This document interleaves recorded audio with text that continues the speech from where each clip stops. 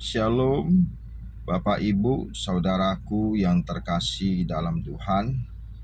Hari-hari ini kita mendengar berita yang sungguh menggemparkan bahwa perang Rusia sama Ukraina belum berakhir, bahkan sudah setahun lebih. Ditambah lagi saat ini terjadi peperangan antara Israel dan Hamas. Tentu dalam peperangan ini menyisakan duka yang mendalam, baik dari bangsa Israel maupun dari Hamas Palestina. Korban jiwa sudah mencapai ribuan dari kedua belah pihak. Tentu hal ini menyadarkan kita, seperti yang dinubuatkan oleh Alkitab, bahwa dunia ini sedang lenyap dengan segala keinginannya. Tetapi orang yang melakukan kehendak Allah tetap hidup selama-lamanya. Dunia ini bukan rumah kita, yang harus kita sadari. Disingkatnya umur hidup kita, berbagai bencana bisa terjadi, seperti peperangan yang melanda dunia saat ini, secara khusus bangsa Israel dan Hamas Palestina.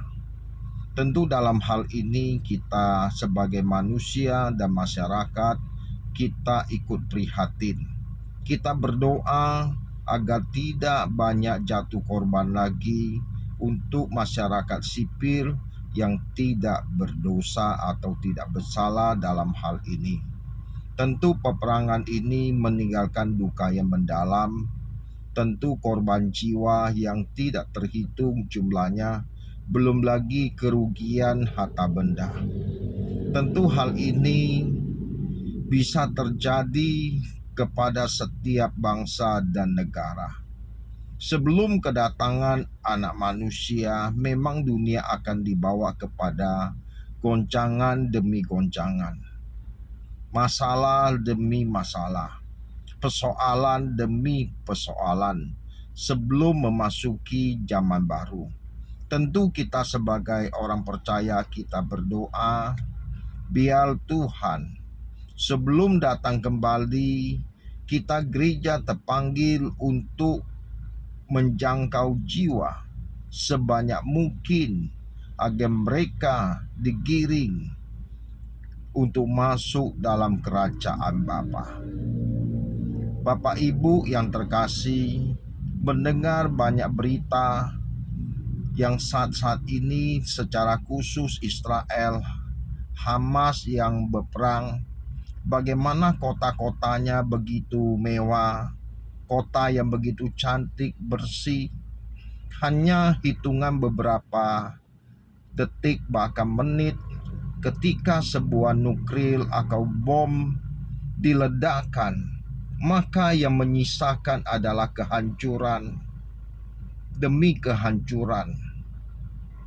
Tentu hal ini membuat kita rasanya pilu, sedih, dan kita tidak tahu apa yang mesti kita lakukan selain kita berdoa kepada Tuhan agar Tuhan berbelas kasihan, agar peperangan ini kalau bisa ada solusi perdamaian yang dilakukan oleh kedua belah pihak. Tentu kita dalam hal ini tidak berbicara mengenai politik untuk Israel maupun Palestina Hamas, tetapi sebagai manusia kita terpanggil untuk mendukung, memberikan support, minimal kita dapat berdoa.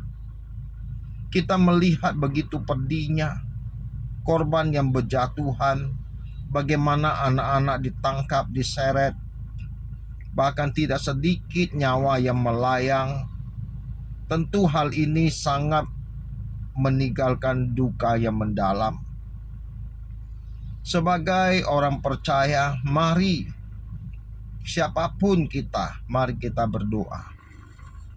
Memang kita tidak tahu apa yang mesti kita lakukan, tetapi satu hal yang bisa kita lakukan, kita berdoa.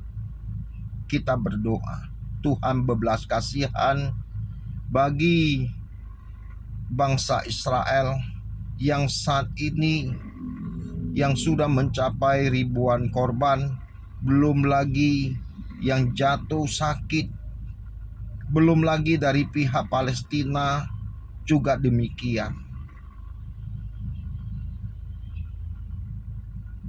Dan kita berdoa memohon belas kasihan Tuhan. Sadarilah Bapak Ibu, ketika kita masih sehat, kita ada sebagaimana kita ada hari ini karena anugerah Tuhan. Carilah Tuhan, jangan sampai peperangan bisa melanda kita, baru kita mencari Tuhan. Sebelum peperangan terjadi, apalagi sampai terjadi perang dunia ketiga, kita tidak tahu apa yang mesti kita lakukan. Tetapi sadarilah bahwa dunia ini memang bukan rumah kita. Tuhan Yesus telah mati di Bukit Golgota. Dia hendak membawa kita di mana Dia ada, kita pun berada. Suatu hari kelak, dunia dengan segala isinya akan hancur oleh nyala api. Sebelum hari itu tiba, kita diajak oleh Tuhan untuk menatap kerajaan Bapa di sorga, langit bumi yang baru yang Tuhan sediakan bagi kita. Mari kita mencari Tuhan selagi ada waktu dan kesempatan. Apapun yang kita miliki saat ini, baik itu kekayaan, pangkat, kedudukan, kehormatan, semuanya bisa sirna dalam hitungan detik, hitungan menit, ketika sebuah bom atau nuklir melanda suatu bangsa. Oleh sebab itu, berdoalah dan berjaga-jagalah supaya kita tetap dikuatkan menghadapi hari-hari yang semakin sulit. Roh Kudus tuntun kami untuk mengerti apa yang harus kami lakukan sebelum dunia ini usai. Mari kita sebagai orang percaya, kita mau berdoa dan terus berdoa dan mencari Tuhan, terus mencari Tuhan selagi ada kesempatan. Mari kita berdoa untuk bangsa Israel. Kita berdoa, biarlah negara ini, bangsa ini selalu dalam pelindungan penjagaan Tuhan menghadapi hari-hari yang sulit. Kiranya para masyarakat sipil yang sedang mengalami kecemasan, ketakutan, kita berdoa agar Tuhan memberikan kekuatan, kedamaian, pelindungan, bahkan malaikat Tuhan berjaga atas bangsa Israel. Kita juga berdoa untuk pemimpin bangsa, Perdana Menteri Benyamin Netanyahu bersama jajaran tentara yang ada. Biarlah Tuhan menuntun dan membimbing mereka apa yang harus mereka lakukan.